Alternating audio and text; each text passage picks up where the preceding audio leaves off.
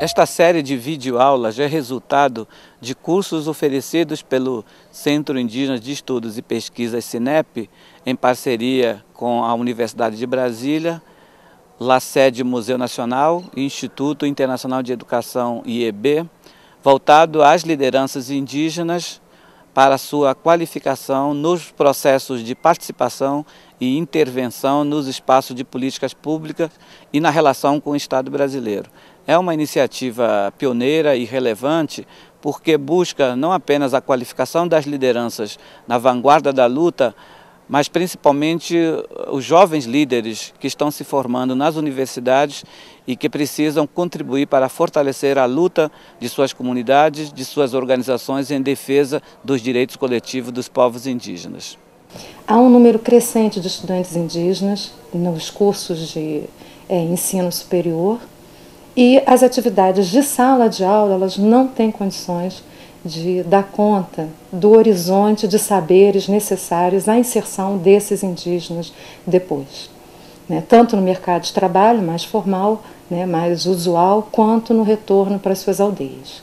E também numa outra dimensão, que é talvez a partir dos últimos 10 anos, o que a gente vê é uma crescente participação das lideranças indígenas em instâncias estatais. E se há um sucesso na produção de políticas públicas por essas lideranças na sua atuação, ainda há muito a que ser feito para que essas políticas públicas resultem em alteração da realidade da vida cotidiana dos povos indígenas no Brasil. A presente série de videoaulas procura tratar a relação entre povos indígenas e Estado no Brasil.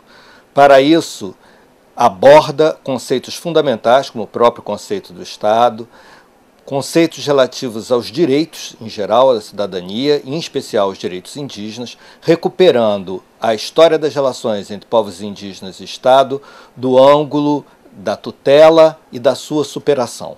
Procura ainda mapear as políticas públicas atuais e como elas têm incidido e se relacionado com as populações indígenas.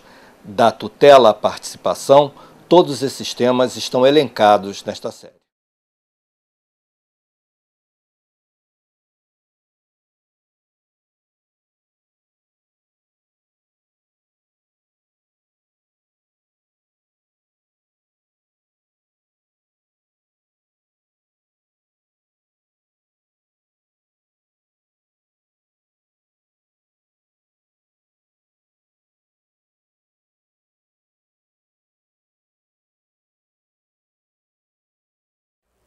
Todo mundo aqui já ouviu nesse curso e conhece perfeitamente o quanto a Constituição de 1988 foi fundamental para uma série de questões no tocante às lutas indígenas no Brasil.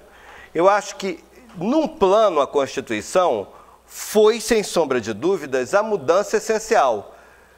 Mas não foi apenas a Constituição. Muito do que a gente tem hoje, muito do que a gente, sobretudo, teve implantado sistematicamente a partir do governo de Fernando Henrique Cardoso, foi implantado a sopapo, de uma hora para outra, no governo Collor. Tá? O governo Collor contém, se a gente for olhar para aquele momento específico, contém boa parte do que são as orientações que se estruturariam como pautas de mais longo prazo depois nas políticas públicas no Brasil, né? Quando eu dei esse título para esse tema, a minha preocupação era exatamente chamar a atenção de que ali, naquele momentinho, a gente tem uma virada mais ou menos, né, nas políticas públicas no Brasil, em geral, e muito especificamente nas políticas indigenistas. Olha só, quando eu falo na permanência da tutela, eu falo de quê? Do ponto de vista jurídico? Não, do ponto de vista jurídico, teoricamente, a tutela acabou. tá? Eu digo teoricamente, por quê? Porque na hora que vocês tiram um documento, como a carteira da FUNAI, tá? Que em muitas regiões do Brasil é apresentado a vocês como sendo um documento de identidade válido, como qualquer documento de identidade, qualquer documento de registro civil, tá? E vocês vão tentar sair do Brasil com esse documento, por exemplo, tá? Para ir para a região da Argentina, do Chile, do Uruguai, vocês embarcam ou não embarcam com ele? Hã? O quê? Não embarca, não. Um diz não embarca, quem diz embarca? Alguém disse embarca? Não. É só o RG. Pois é. Vocês sabem que não embarca. Mas eu já... Hã? Nacionalmente a gente embarca. Não, nacionalmente. Agora, não é documento válido como registro civil, como registro geral, tá?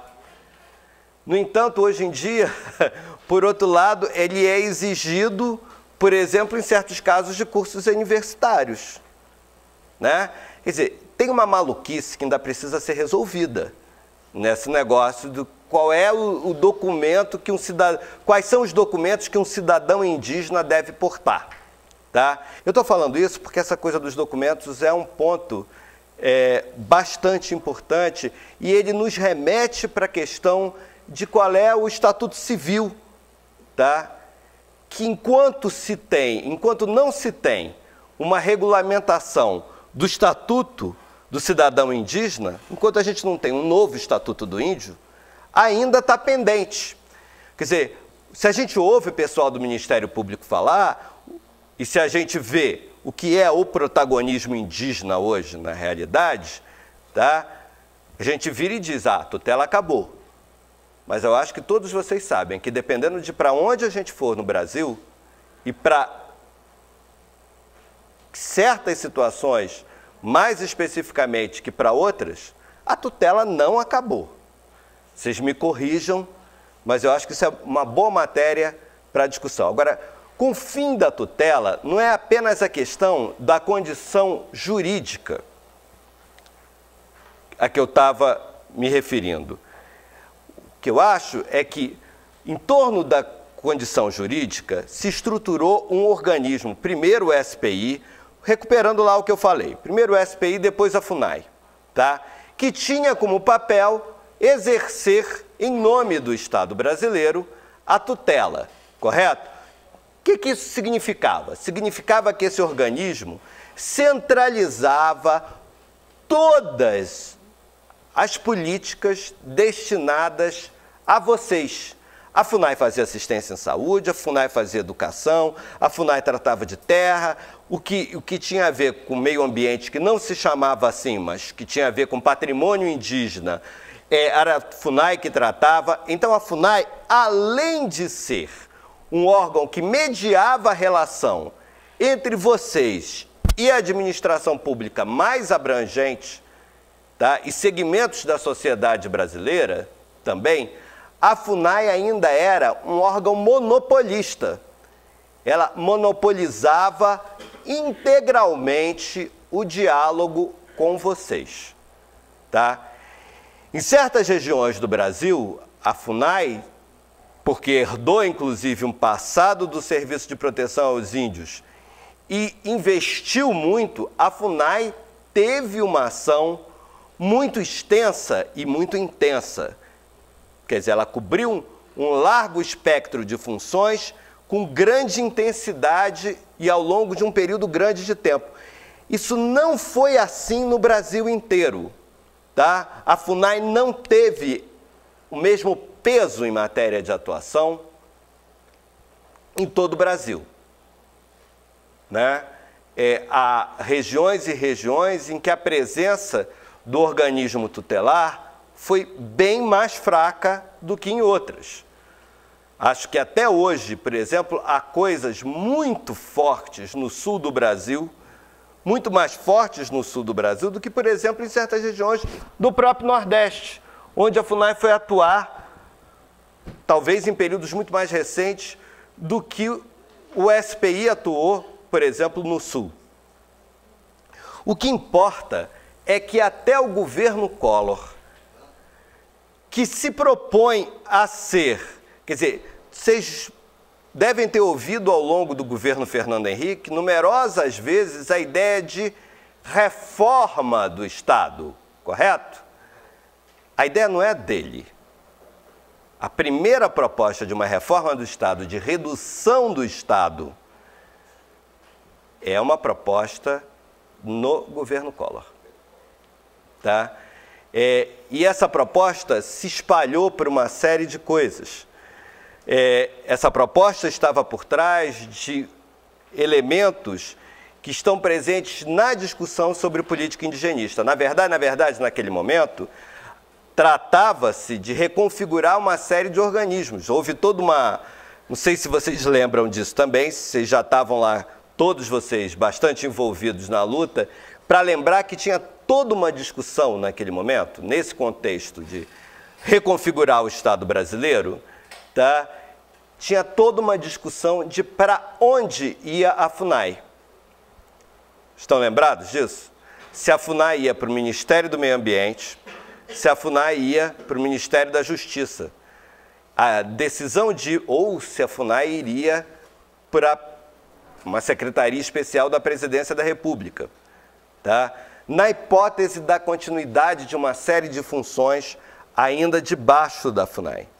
Pois bem, os decretos 21 a 26 do governo Collor, né, de 1991, foram decretos que não exatamente tiraram da FUNAI, tá, a capacidade de intervir em certas áreas, mas eles abriram no Ministério da Educação a obrigação, isso estava correspondendo à Constituição Federal.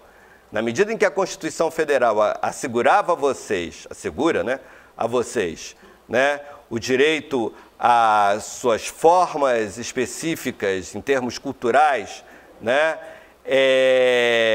de educação, uso da língua, manutenção de costumes e tradições, era preciso abrir esse espaço não mais num único organismo, mas em toda a administração pública brasileira, né?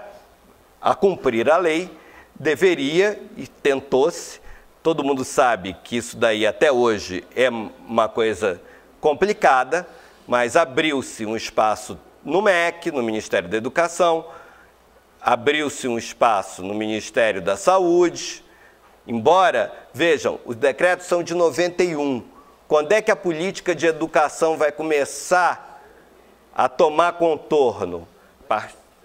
96, a gente poderia recuar 94 com aquela grande consulta sobre os referenciais curriculares, etc.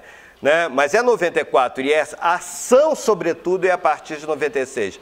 A ação, sobretudo, é a partir do governo Fernando Henrique, é indiscutível. Né? Mas então,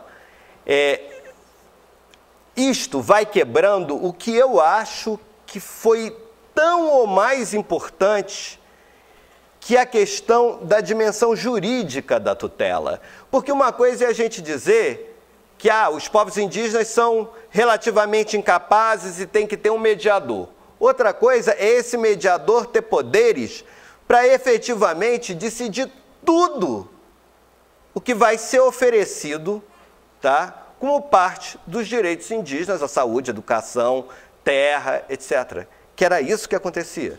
Vejam, esse foi um momento bastante complicado, porque, por exemplo, acho que até hoje tem muita gente que diz, mas a gente tem que ir em 20 ministérios, né?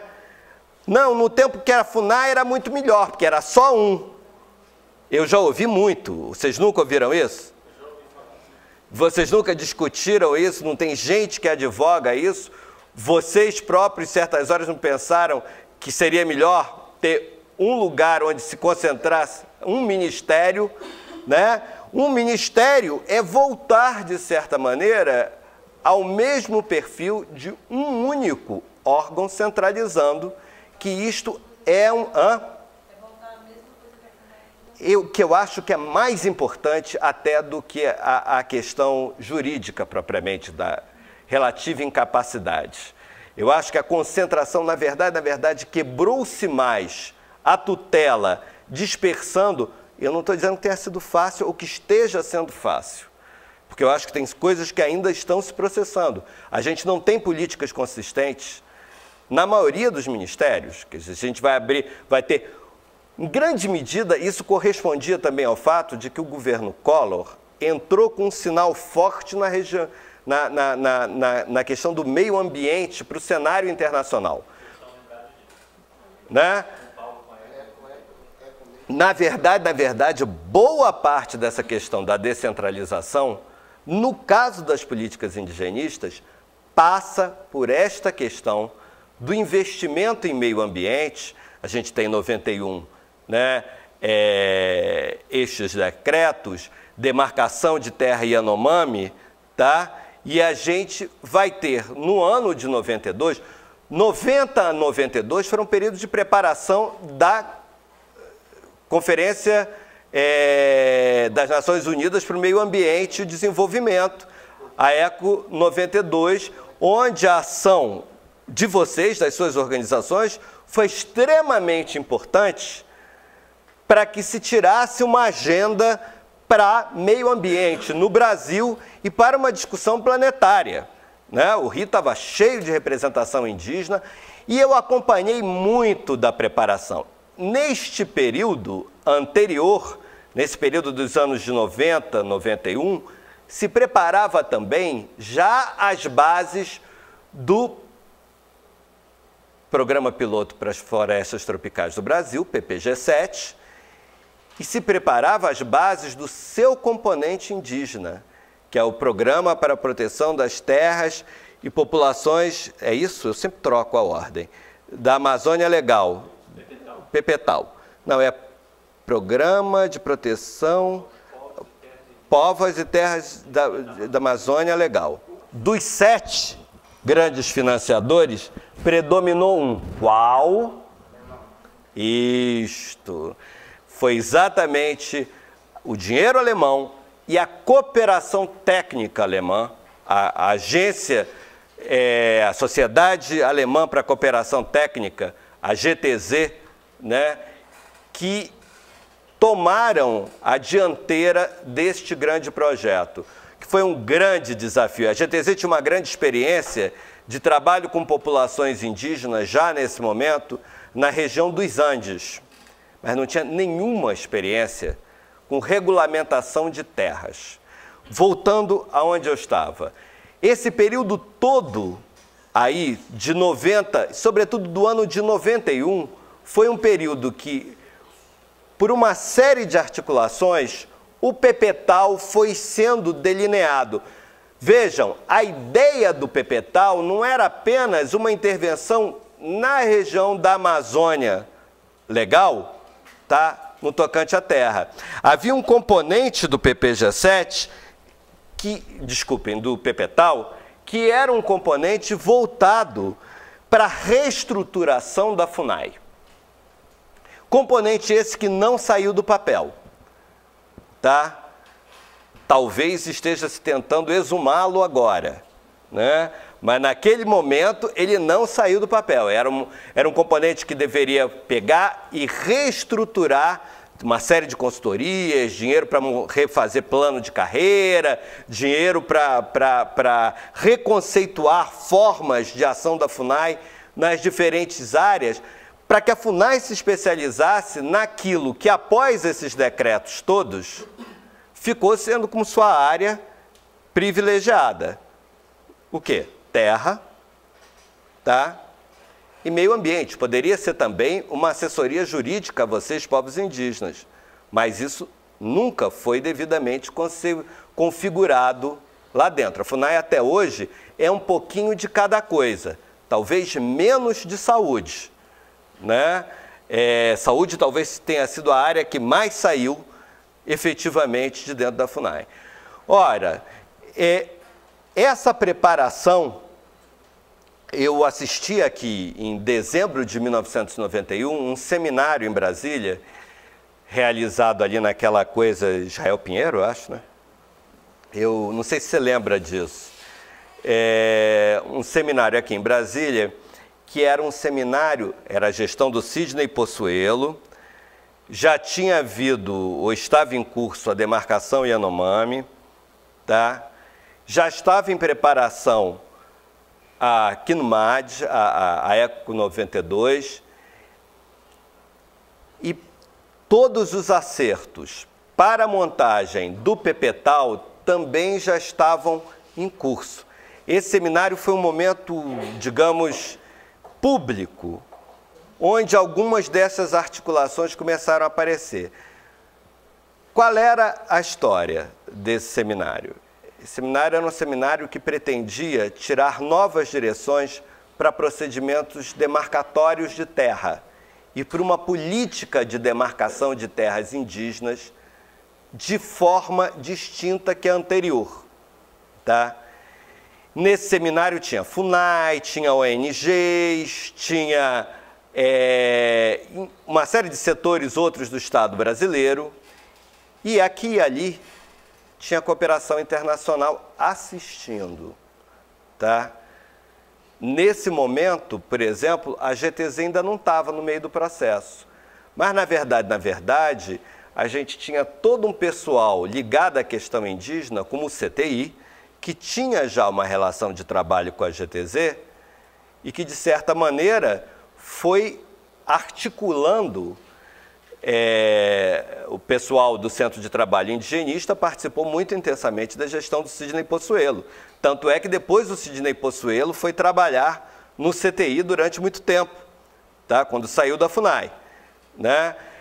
Essas articulações, portanto, são articulações que neste período também serviram a essa entrada dos alemães num terreno onde eles ainda não tinham experiência. Eu me lembro do consultor da GTZ, presente a esse seminário, vi me perguntar quem é que estava, porque na época nós trabalhávamos com questão de terra, o João Pacheco e eu, né, no projeto Estudo sobre Terras Indígenas no Brasil, no Museu Nacional, que gerou material para a Constituinte, junto com o Centro Ecumênico de Documentação e Informação, depois desmembrado e reconfigurado no Instituto Socioambiental, né? E eu estava no seminário para falar das deficiências técnicas da FUNAI no tocante à demarcação de terras indígenas. Na verdade, o que tinha em questão naquele seminário? A FUNAI dizia que ela era capaz de fazer sozinha toda a demarcação e o circuito de ONGs e organizações de movimentos indígenas dizia, olha, a FUNAI sozinha, se fizer, vai fazer mal feito. Tem que ter participação indígena, tem que ter presença de outros que conheçam melhor. É preciso que os antropólogos que conhecem os grupos possam trabalhar, é preciso que efetivamente os índios não sejam mais simplesmente atores passivos dos processos de demarcação de terra ou coadjuvantes colocados em posições subalternas, porque quem conhece os territórios melhor do que os indígenas não tem. Anos depois, num desses livros que vocês receberam, eu acho que em CD, foi isso, Enio? Tá, traz 3 livrinhos que eu tinha falado. No livro azul tem um texto do João Pacheco e do Marcelo Piedrafita Iglesias sobre o processo sobre o que é a demarcação participativa, tá?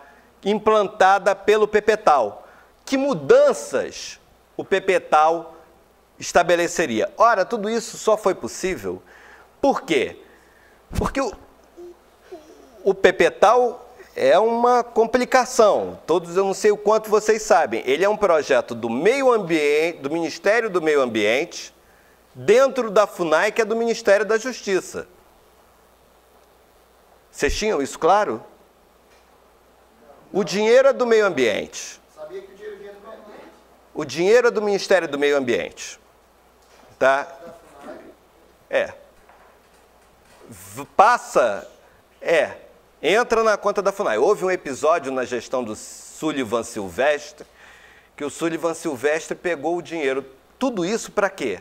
Para assegurar que o dinheiro que era para demarcação de terras fosse para demarcação de terras e não fosse detonado em negociata política, como é que se diz? Em comprar aliança, né? Em tapar rombo de conta orçamentária. Houve um momento na gestão do Sullivan Silvestre, já no governo Fernando Henrique Cardoso, em que simplesmente o presidente da FUNAI pegou o dinheiro que era para a terra e pagou um bando de contas pendentes, né? O que foi uma crise abafada para não chegar ao banco de financiamento alemão. Conseguiram fazer com que o presidente repusesse o dinheiro na conta. A outra grande virada no tocante a quebrar o padrão tutelar, além de acabar com o monopólio de um órgão único, era o quê? Que a presença de vocês fosse essencial para a execução de qualquer política destinada a vocês. Esta é, na verdade, aí sim, é menos a questão jurídica, é menos a questão do monopólio e é, sobretudo, a questão da participação de vocês que põe fim à tutela. E a participação exercendo controle social, tá? Esta era a ideia original. Todos vocês sabem que, do controle social, no governo Fernando Henrique, uma série de funções que eram funções de Estado, até certo ponto, foram passadas às organizações indígenas através de convênios, sobretudo na área da saúde, correto? E que uma série de conselhos que seriam essenciais não se estruturaram e até hoje não funcionam devidamente. A Luísa Garnello costuma dizer que ela nunca viu gente mais propensa a virar indigenista de velho estilo do que o povo da área da saúde, que parece que eles todos fizeram cursinho na FUNAI. Gente que nunca viu índio na vida, nunca trabalhou com índio, nunca soube de nada, que quando começa a trabalhar faz igualzinho que nem a FUNAI. É sinal de que isso tudo está solto por aí. E que, na verdade, isto tem bases em outras coisas que não são nem as políticas para os próprios povos indígenas. Porque atrás disso tudo tem muito do que é o clientelismo característico de órgãos, de funcionários de órgãos públicos com populações pelo Brasil afora, né? Quer dizer, se no caso da questão indígena isso era sancionado por lei, isso era administrativamente estabelecido, em outros casos isso gera acusações de corrupção e de nepotismo, né? Quando isso era o sancionado como padrão, de certa maneira, no caso da política indigenista. Na hora que se começou a expansão sobre a Amazônia, que a ditadura de fato atentou para a FUNAI foi transformada nisso, num organismo de controle sobre as populações indígenas. E aí tem que levar em consideração que em certas regiões, por exemplo, como ela está dizendo, no Ceará não tinha FUNAI, que não se reconhecia indianidade de diferentes povos indígenas, né? Mas em regiões, por exemplo, como no Sul, ela herda décadas de presença do SPI e de esquemas super montados naquela região, montados com os políticos locais, montados com as redes de interesse, montados... que foi? Ah, tá. Montado com comerciantes, né? O que eu acho que é muito importante, assim, para voltar a esse período aí do período Collor, é que aí começa um processo bastante complicado de desestruturação, tá? Desse padrão de controle da FUNAI sobre todos os aspectos, abertura de outras experiências, como você bem chamou a atenção, isso é um ponto importante, muitas vezes quadros da FUNAI migraram, por exemplo, para o Ministério do Meio Ambiente. Todo mundo que abriu a questão indígena no Ministério do Meio Ambiente era ligado à FUNAI, era ex-funcionário da FUNAI. Tá? E essa articulação, inclusive, que gerou o PPTAL, que depois a implementação do PPTAL vai ser uma outra coisa, essa implementação vai ser diferente da sua montagem. A montagem, indiscutivelmente, tem a ver com as redes de alianças de gente do CTI, da FUNAI, gente do CTI que já tinha sido da FUNAI, que saiu da FUNAI, voltou, enfim, teve sempre isso que você está dizendo, agora tem gente do CTI na FUNAI, isso é antigo. Entra e sai há algum tempo. Talvez o Ministério da Educação tenha sido o que menos tenha tido presença de gente da FUNAI, porque até, na verdade, de início não se abriu política nenhuma, né? Esses decretos de 91, eles só foram ter, de fato, eficácia com a entrada do governo Fernando Henrique. Eu acho que o que foi bastante importante é que os cortes foram dados nesse período do Collor. E foram retirados os recursos. Tá? A dotação orçamentária da FUNAI caiu muito nesse período. E começou aí uma coisa que muita gente chamou de processo de sucateamento da FUNAI. Tá? A questão é um pouco mais complicada, porque este chamado processo de sucateamento da FUNAI, que teria a ver com a retirada de fundos para políticas específicas e retirada das atribuições da FUNAI, tá? Ele não se deu, eu estou aqui bem do lado do gravador, né? Não houve capacitação para o trabalho na parte de educação, tá? E toda a entrada da cooperação técnica internacional na área de terra e meio ambiente, com tudo que deu de curso de capacitação, não deu a vocês uma formação mais sólida, tá? Porque era só cursinho para gerenciar projeto, cursinho para não dar rombo financeiro em doaçãozinha de projeto. Sucateamento, morta-viva, cachorro morto, é tudo frase que está lá. Agora, não é, né? Porque ela está aí, ela continua a existir, ela continua tendo os Denisvaldos que estão por aí afora pelo Brasil dizendo que você pode isso, não pode aquilo. A estrutura fixa de um órgão é muito custosa, porque cada salário custa seu dobro em matéria de recursos. Vocês estão sabendo da medida provisória que está propondo a criação de 3.100 novos cargos administrativos na FUNAI, com uma revisão do patamar salarial desses cargos. Veja só, ou o movimento indígena dialoga muito fortemente agora, ou então, e dialoga de maneira coesa, vocês tiram uma posição, trabalham essa posição e vão dialogar, ou então a gente vai ter uma remontagem do monstrengo. Porque uma das coisas que a mim sempre chama atenção é como sai um garoto da graduação que, cheio de ideologia, entra na FUNAI e vira da FUNAI no dia seguinte. Enio aqui conhece diversos, foi professor de alguns que estão lá e que viraram da noite para o dia, começam a defender tudo, parece que estão há 20 anos ali dentro, né? Gente com quem tiveram contato de um mês são pessoas que sabem tudo sobre a questão indígena, tá? Porque isso fala também do despreparo dos brancos, tá? A gente não tem preparo, capacitação do movimento indígena para a participação, isso é um dos lados. Porque olha só, eu disse que essa questão do sucateamento é uma questão relativa pelo seguinte: propostas de reestruturação da FUNAI, ao longo desses anos, desde 92 pelo menos para cá, existiram diversas. O problema é que dentro da FUNAI as brigas de facção política são intensas, tá? Pelo menos no governo Fernando Henrique, 2 tentativas a sério foram feitas. Uma na gestão do Márcio Santilli e outra na gestão do Júlio Geiger. Deu em alguma coisa? Não deu em coisa nenhuma.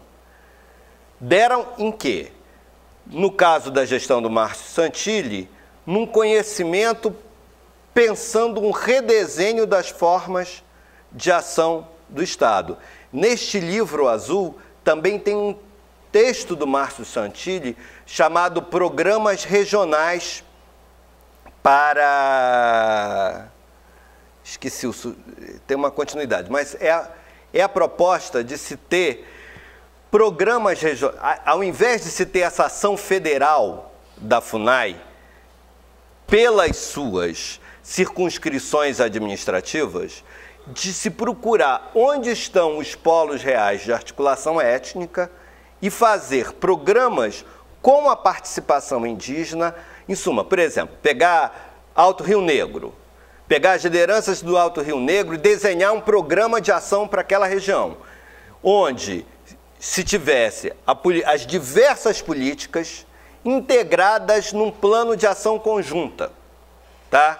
Isso era uma proposta de redesenhar a FUNAI. O problema é que naquele momento da gestão do Márcio Santilli, 95-96, o que as facções internas da FUNAI queriam? Retomar todas as políticas para a FUNAI. Gente, isso daqui, gestão do Mércio, não era isso que se falava? Claramente.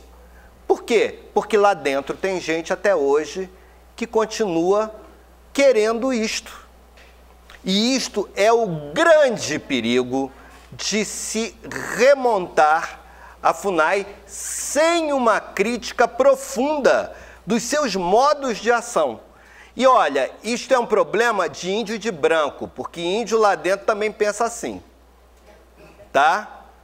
Não é só branco, não, né? O triste é que a gente vai ter uma grande desmontagem já a partir de 91, na verdade de 91 até a entrada do governo Fernando Henrique, vai se ter uma briga generalizada, porque deixa-se de dar recursos para a FUNAI vai perdendo as funções e, ao mesmo tempo, nenhum ministério quer assumir coisa nenhuma, porque isso é uma outra coisa que é importante vocês terem na cabeça.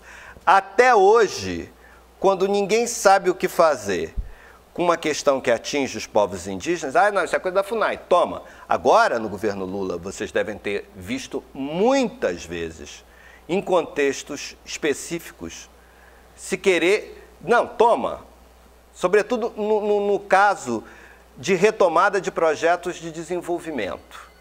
A FUNAI é chamada novamente a ser mediadora de uma série de processos de intervenção para o desenvolvimento, né, de implantação de grandes projetos. Então, olha, é um cenário que vocês têm que atentar muito e pensar muito e rápido, porque isso está se montando. Para a gente voltar a ter um novo padrão próximo ao que foi o tutelar clássico de centralização, não custa. Porque a centralização deveria estar no plano do Conselho Nacional de Políticas Indigenistas, um conselho paritário, onde, no entanto, eu acho que vocês sabem perfeitamente que, às vezes, índio que é da área de saúde só discute saúde, índio que é da área de educação só discute educação, e uma política geral não é discutida, senão muito raramente. A proposta do Conselho é uma proposta da entrada do governo Lula. 8 anos. 8 anos. A Poime, Coiabe, em fevereiro de 2003, estavam entregando ao ministro da Justiça a proposta de criação do Conselho. Tá? O Conselho chegou a quase ser criado na gestão do Eduardo Almeida, que virou-se e disse, não cria porque isto vai por quê? Estava como presidente da FUNAI e também achava que ia dar jeito, que as pessoas sobem nos cargos e piram na batatinha, né? Ficam completamente malucos. Então, o cargo de presidente da FUNAI, acho que o Márcio até está indo bem, até ainda não demonstrou sinais de loucura dessa natureza. Pelo menos não que eu conheça. É verdade. Ainda está... Talvez porque ele tenha feito o relatório de transição para o governo Lula e ele acompanhou tudo isso. Ele estava presente no seminário em que essa proposta foi tirada, tá?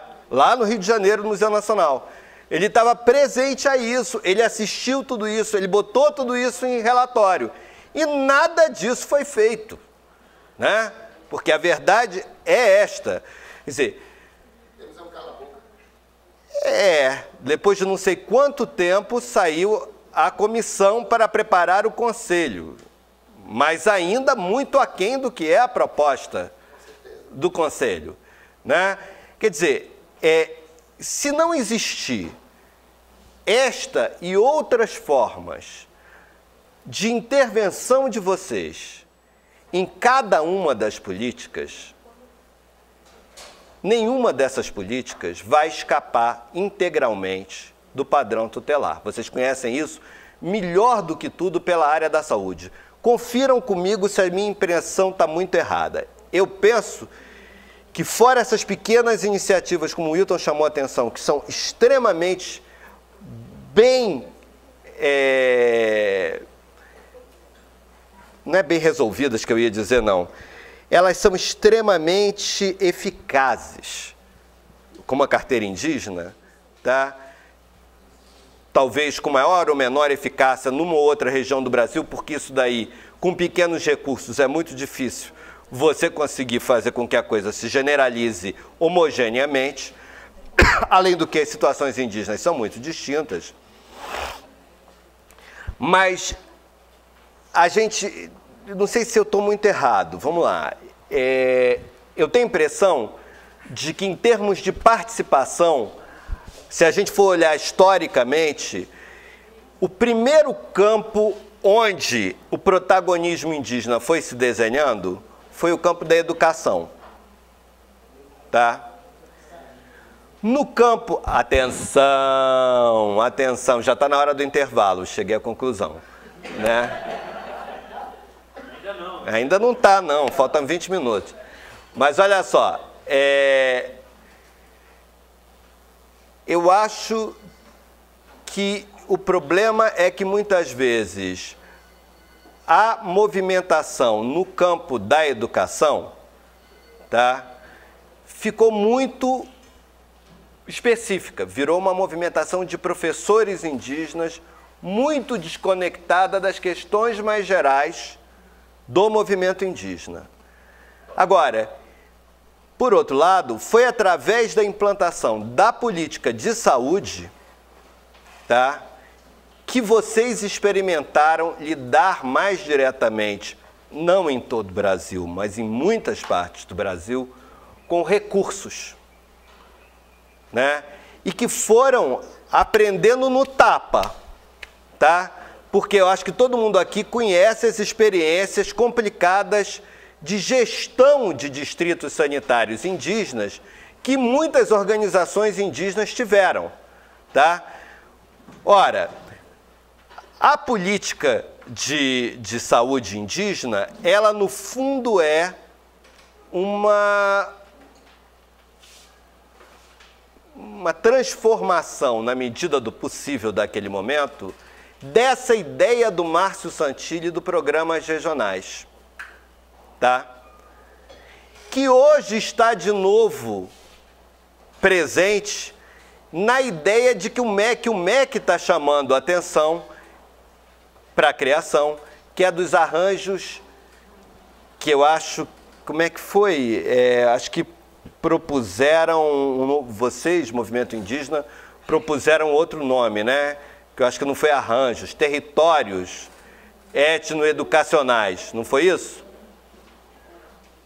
De qualquer forma, é a ideia de um pacto regional para ação numa área, tá, específica de atenção aos direitos indígenas. A ideia do programa lá regional do Márcio, ela foi aplicada pela primeira vez na ideia de programas de saúde, dos distritos sanitários especiais indígenas, tá? O Márcio e o Ubiratã Pedrosa desenharam isso juntos. O problema é que isso foi desenhado para funcionar nos quadros da chamada reforma reforma do Estado do governo Fernando Henrique, que ficou pela metade. Por quê? Porque a ideia que foi totalmente revertida agora com o governo Lula, por conta não apenas do governo Lula, mas por conta das demandas jurídicas, envolvia a terceirização. Na época a ideia não era terceirizar, a ideia era criar exatamente os CIPs que fossem parcerias público e privadas para desenhar a atenção à saúde indígena. Vocês estão lembrados disso? Isso demandava uma mudança mais ampla no Estado brasileiro que não aconteceu. E aí ficou esse quadro de ter um mapa em termos de saúde completamente diferente. Nordeste, basicamente, via município, correto? Outras regiões, organizações não indígenas. Outras regiões, organizações indígenas como gestoras dos distritos. Não tem no sistema funcionalidade. O negócio só foi para frente enquanto o Biratã, que era um dos pais da ideia, estava lá. Na hora que o Biratã saiu, e que também peitava todo mundo, dentro e fora, peitava índio, peitava branco, peitava o Ministério da Saúde todo, né? Sem ele lá, a coisa começou a despinguelar, cair aos pedaços, está caindo aos pedaços até hoje. Aí no governo Lula entrou toda essa demanda jurídica, e o que eu acho que é o essencial disso tudo é que tudo isso só funcionaria com a participação indígena intensa, o que também não aconteceu, né? Então, só para tentar ir encaminhando um pouco do fechamento dessa coisa, eu acho que nesse período a gente viveu diversas propostas de novas formas de relacionamento entre administração pública, organizações indígenas, administração pública, comunidades indígenas. Quais foram essas formas? Como isso aconteceu? Tá? Que regulamentação a gente tem para isso? Indiscutivelmente, em matéria de regulamentação, a questão mais bem regulamentada é a da educação, tá? Mas, em compensação também, ela só está muito bem regulamentada e tem muito professor indígena. Por quê? Porque deu o ensino médio. Não houve em nenhuma dessas áreas um planejamento de médio longo prazo.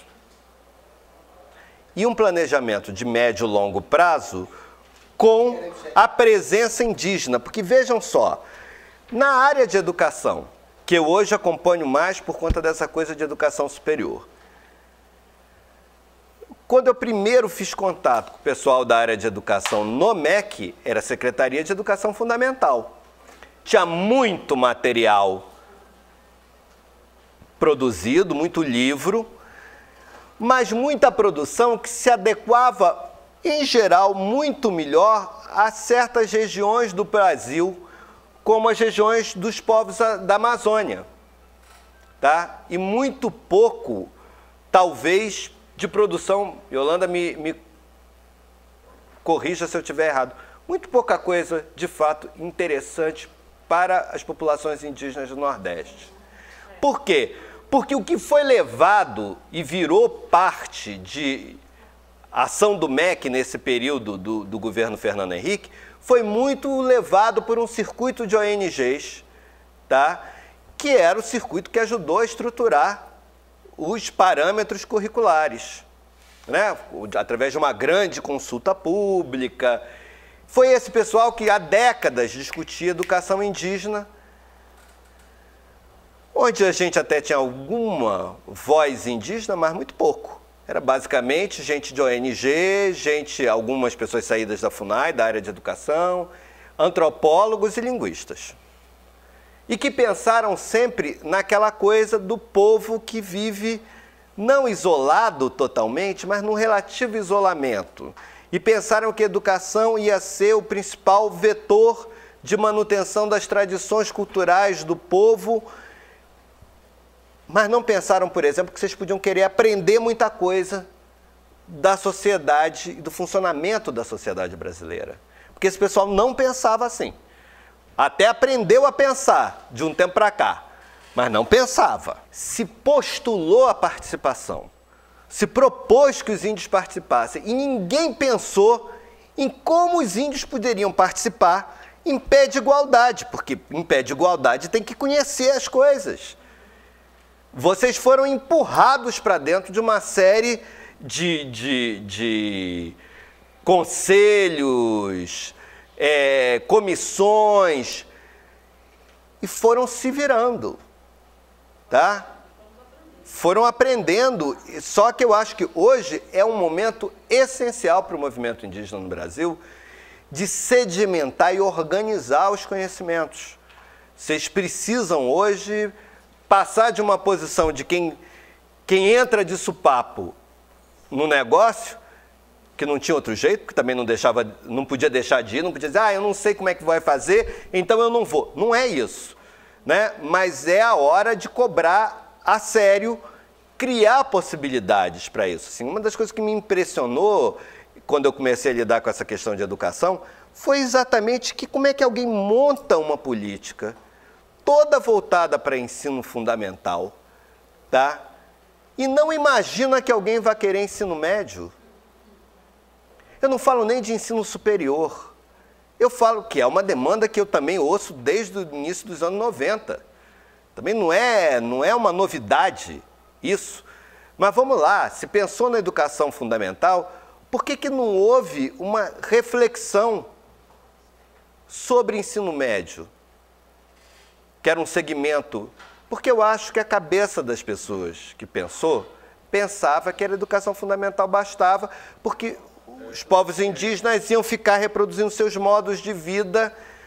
É muita crença na escola, sabe? O nego acreditava que a escola ia bastar para vocês poderem reproduzir seus modos de vida, tá? Como sempre tinham vivido. Ora, mas isso significa não conhecer a diversidade indígena no Brasil, tá? Conhece na cabeça, mas na hora de pensar em planejar, não pensa com isso.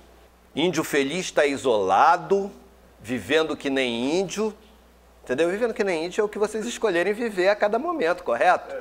Né? Mas não, é a visão do branco do que deva ser o modo de vida fechado, de preferência murado. Não estou dizendo, tinha gente, vocês já ouviram essa história, tinha gente que queria transferir tudo quanto é índio do Brasil para o Xingu, entendeu? E cercar o parque. É verdade, isso não é maluquice, não.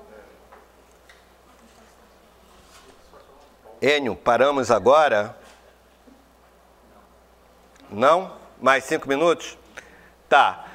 Olhem só, eu sei que está um tanto ou quanto descozido, porque o que eu estou querendo mesmo hoje é levantar problemas. Porque eu acho o seguinte, vocês sabem muito mais coisa assistematicamente, tá? Sobre cada uma dessas políticas. Eu acho que nesse curso não tem tempo para ajudar a sistematizar cada um dos conhecimentos para cada uma das políticas. Então, o que eu queria era levantar exatamente essa questão do que o quanto se avançou e o quanto não se avançou em matéria de rompimento com a tutela e de estabelecimento, de fato, de políticas que tenham a ver com as demandas indígenas reais. A minha proposta, portanto, é que nessa segunda fase vocês tentem construir mapas por região de cada política. Porque eu acho que se vocês tivessem espaço sistematicamente na vida de vocês para organizar isso e para planejar, talvez com mais facilidade vocês conseguiriam impor em certas regiões o desenho que vocês querem, tá? Eu creio que isso é uma experiência que é importante de ir construindo, até pensando em estruturas como os conselhos, um Conselho Nacional de Política Indigenista, tá? E assim, se a ideia do Cinep é ser um centro indígena de estudos e pesquisas, é importante que o Cinep comece a estimular a sedimentação de diagnósticos produzidos pelos próprios indígenas de cada uma dessas áreas de desafio que vocês têm na vida cotidiana. Vocês sabem de onde sai essa ideia de controle social, né? Essa ideia de controle social foi primeiro aplicada nas políticas públicas no Brasil, na área da saúde, com o Sistema Único de Saúde, com o SUS. Essa montagem que a gente tem hoje de numerosas políticas públicas participativas, com conferências, conselhos, etc., comissões, isso é uma montagem que pela primeira vez... Você ia falar alguma coisa, hein? Pela primeira vez foi implantada no Brasil com o Sistema Único de Saúde, que guarda, vocês sabem, um problema de contradição aí com a implantação do subsistema de saúde indígena, já que toda a ideia do Sistema Único de Saúde é fazer isso funcionar através dos municípios. Agora, vejam só, todo mundo também sabe que a cadeia lá, tudo de ponta cabeça nesse país, todo mundo sabe que o município que vai ser a base de ação das políticas, por outro lado, ele também é a base das formas pelas quais os deputados e senadores conseguem se eleger, correto? Porque os governadores, até certo ponto, mas na verdade, o prefeito, quando vai procurar dinheiro, ele vai procurar o quê? Na mão do governador? Não, o prefeito vem a Brasília procurar o deputado que ele ajudou a eleger, para conseguir uma emenda parlamentar que vai jogar dinheiro no município dele. Então, o SUS foi montado fingindo que o Brasil não funciona assim. E que é por isso que a gente agora está vivendo um dos momentos. De 2 em 2 anos o Brasil para, né? Tem um surto, que chama-se eleição. Aí ninguém faz mais nada na máquina pública depois de um certo momento, porque não pode fazer, porque a eleição não permite. Isto é um ponto que eu acho que deveria estar aqui nas discussões. Por quê? Porque isto faz parte do funcionamento real. E é engraçado ver que vocês falam pouco disso.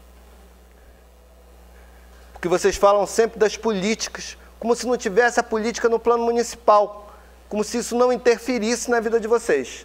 E eu tenho absoluta certeza que interfere. Quando os índios não são prefeitos, não são vereadores e também não estão participando dessa estrutura montada que vai lá, do local até o cenário federal de administração. Passando muitas vezes por cima do governador. Às vezes o governador está no meio da coisa. Às vezes nada disso tem nada a ver com o partido político. Mas tem a ver com redes de alianças, algumas até surgidas de relações pessoais, né? Veja, por sua vez, muitas vezes o prefeito, ao conseguir um recurso, vai lá e faz o quê? Obra, né? Porque no Brasil... Ou festa. De qualquer maneira, vai dinheiro para a mão de alguém. Hã? Vai dinheiro para a mão de alguém. Correto? Vai dinheiro para a mão de alguém que financia em última instância, depois esse dinheiro volta financiando campanha. E por aí vai. Tá? Olhe, será que um pouco nesse cruzamento entre a ideia de participação e essa forma pela qual as eleições e o voto se dá no Brasil, está um pouco das encruzilhadas das políticas públicas no Brasil, das reais encruzilhadas? Tá? Será que a gente não tem que pensar um pouco? Porque, assim, muitas vezes, o que está por trás também da defesa de uma série de coisas que são características do modelo tutelar? A ideia de que, e é verdade, que os problemas, que assim, qualquer questão indígena no plano municipal e local é mais difícil de resolver do que no plano federal, correto? Isso é uma coisa que todo mundo acha. Mas, por outro lado, se não se resolver de alguma maneira, uma maneira de agir no plano local, uma série de questões também da vida dos povos indígenas não vai ser resolvida. O tempo todo, o que a FUNAI oferecia? A ideia de que ela ia intervir de baixo para cima no plano local, tá? E ela ia fazer e acontecer. Ela vendeu essa imagem durante décadas. Na verdade, ninguém faz e acontece integralmente desconectado do local, do municipal. Aí está um problema que precisa ser pensado, né? E por onde a questão das candidaturas indígenas é muito importante de ser computada. Sabe o que tem por trás da história da carteira da FUNAI? Quem tem o poder de identificar vocês como índios? Isso é muito, muito, muito sério, porque não tem nenhuma lei que diga índio é, correto? Nem a Constituição faz isso. Então, portanto, no cotidiano, isso sempre ficou na mão da administração pública. Agora tem a Convenção 169 que diz índio é quem diz que é índio e é reconhecido por uma coletividade. Se vocês não levam esse princípio adiante, vocês vão continuar tendo quem diga se vocês são ou se não são. Porque a FUNAI dá carta para vocês entrarem para a universidade, dependendo da universidade, dá carta para não sei o quê, dá carta para não sei o que lá. Enquanto existir esse poder de definir quem é... Não, é o poder de definir, enquanto se ao outorgar o poder de definir quem é índio a um organismo da administração pública do Brasil e não aos próprios povos indígenas, a gente não terá, ao fim e ao cabo, na realidade, o famoso protagonismo indígena que tanto se fala. Como é que alguém pode ser protagonista se alguém é que vai dizer ele não pode ser protagonista porque ele não é índio? A minha preocupação hoje era chamar a atenção para vocês, primeiro, né, de um quadro pré-Constituição de 1988, tá? Segundo, era ter clareza que, para além do que legalmente é estabelecido, do que consta na letra da lei, do que consta nas normas, tá? Um modo de relacionamento entre o Estado brasileiro e os povos indígenas, que é anterior à legislação vigente, continua vivo e continua, de certa maneira, impondo-se na vida cotidiana dos povos indígenas. Ou seja, a tutela não está completamente apagada. Por outro lado, o que tem-se hoje não é mais a realidade do panorama tutelar estrito sensu. Tá? Hoje, primeiro, se a gente considerar que tutela não é apenas um instituto jurídico que torna relativamente incapazes para o exercício da cidadania os povos indígenas, mas que também implicava num monopólio, numa concentração de poder num órgão único, tá? O que foi quebrado no governo Collor com os decretos de 1991, de 21 a 26, que foi repassando funções a diferentes outros organismos da administração pública no Brasil. O que fez com que todos vocês pudessem hoje falar de não mais um único interlocutor, a FUNAI, que era este o panorama anterior a 1988. Mas há uma pluralidade de interlocutores, que foi, em certo momento, alguma coisa muito difícil de lidar para o próprio movimento indígena, para os próprios povos e comunidades, mas que hoje me parece que está muito mais dominada e controlada, conhecida por vocês. Tá? Acho que vocês também identificaram plenamente que é fundamental avançar no conhecimento dessa realidade para poder-se ter uma melhor interação com ela, né? Para que ela possa ser devidamente explorada. Eu creio que um elemento que é anterior a 1988 e que continua, e que hoje apareceu muito aqui, é a questão da dinâmica própria à vida política brasileira, né? A questão da participação política a nível de municípios, de estados, a presença de indígenas votantes no plano municipal não é uma realidade pós-88. Ela é uma realidade muito anterior, né? A gente tem trabalho do professor Roberto Cardoso Oliveira lá chamando a atenção, né, da questão do voto indígena de uma maneira mais ou menos direta no final dos anos 50 e início dos anos 60, no Mato Grosso do Sul, por exemplo. Não apenas. Então, essa questão da dinâmica eleitoral que apareceu tanto, por exemplo, na fala da Yolanda, mas apareceu em todos os outros grupos, é um ponto que eu acho que mereceria, se vocês tiverem, muita gente hoje veio me falar que seria importante ter um terceiro módulo.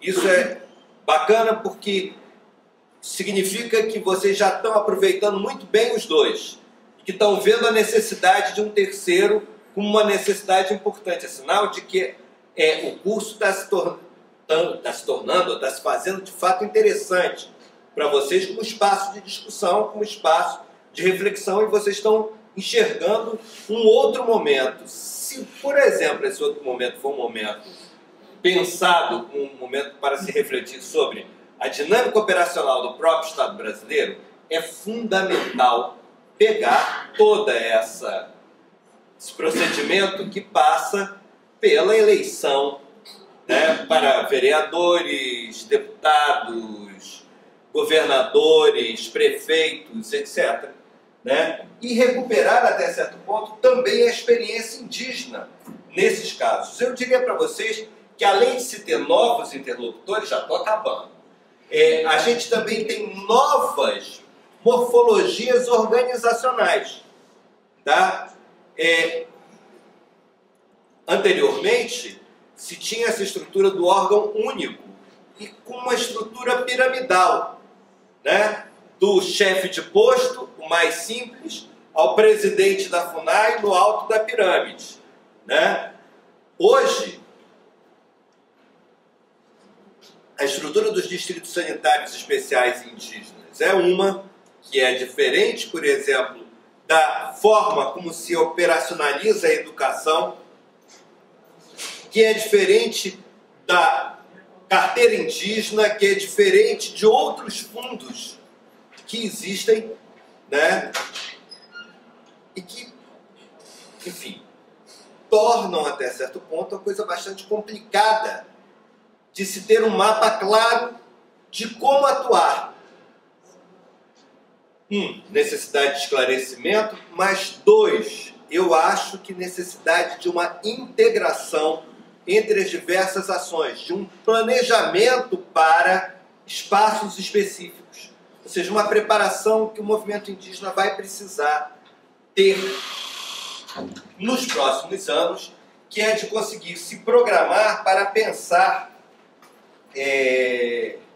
se programar a nível de preparação de pessoal, se programar a nível de formulação de planejamentos para concatenar ações de Estado distintas. Óbvio que o Estado brasileiro também tem que se organizar enquanto máquina administrativa, né? Aí a dimensão administração pública, se concatenar para operacionalizar essas diversas políticas de modo concertado.